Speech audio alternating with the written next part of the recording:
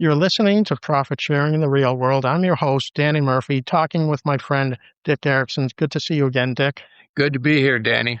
And today we're going to talk a little bit about the superstars to a business, the managers, the people who are at the top. Are they the key? Are they the key, or is it something else? No, I don't even look at it that way, Danny.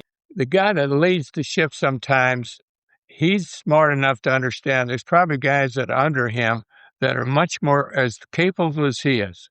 But he has probably some talents of working with people and stuff like that. So what we're looking, people that move their way up really are people who get out of themselves and they see there's needs out there that they could, that they don't mind filling. And so their ego is out of sight or down. It's not in there. It's what is the job that needs to be done. And it's amazing in most jobs, there's some that's extremely technical. I know that. I was in an industry that wasn't the case. But doing an alignment the right way and a great job, there was some technicalities to that, to doing a good job. So we had perfectionists doing that. But no, it was the people who got involved and got caught up with the need of meeting what is the objective here. And once they found that out, so the job of the guy in the top like that was to do a good job of working people into the right spots. I got accused one time of someone who looked at us possibly of buying us or talking to us. And when I got all through the presentation, all that, the guy, second in command, made the comment to me, he said, "Dick, I can't figure out what your job is." And I was talking to the guy that owned 100% of the company, and he made that comment.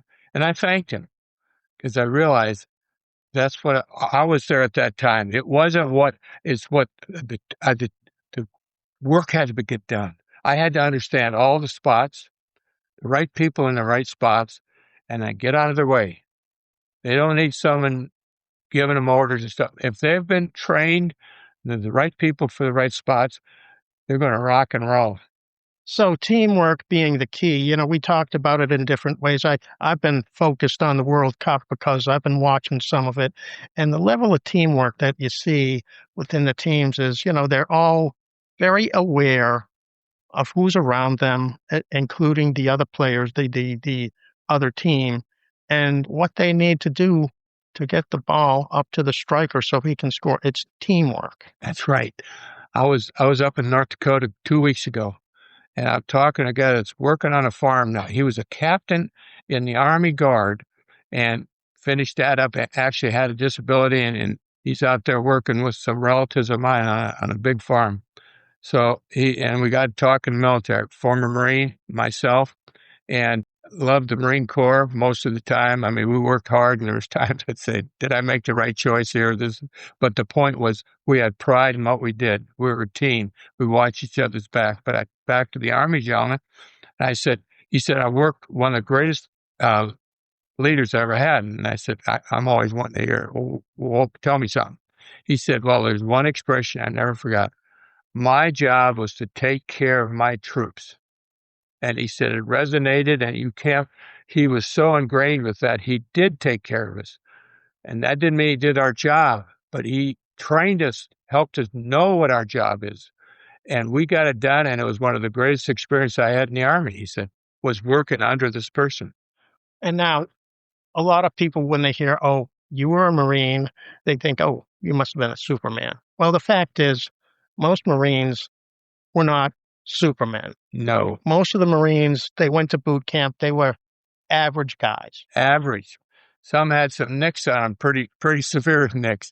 But once they got their head on the right way, these guys, and we had the spirit, and that was, we looked after each other. We were a team.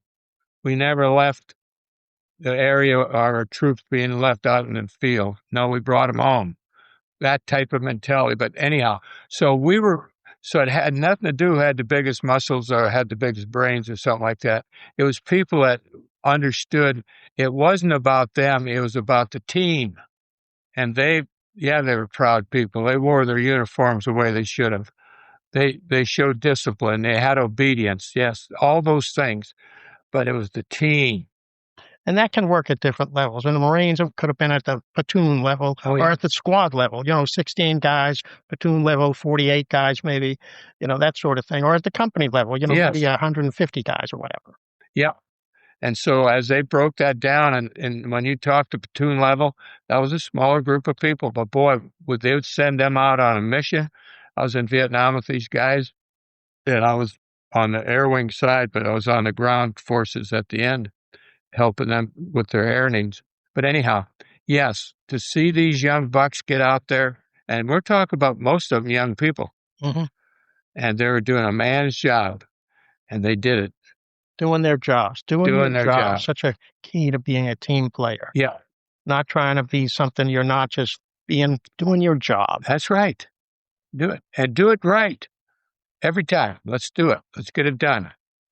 Well, you've been listening to Profit Sharing in the Real World with Dick Erickson. We got onto the topic today of team players, which is highly motivated by profit sharing, which Dick Erickson incorporated. Dick is the author of a book called Profit Sharing in the Real World. And I'm your host, Dick. I want to thank you for being here today. That's pleasure. Pleasure. You've been listening to Profit Sharing in the Real World. I'm Danny Murphy. Have a great week.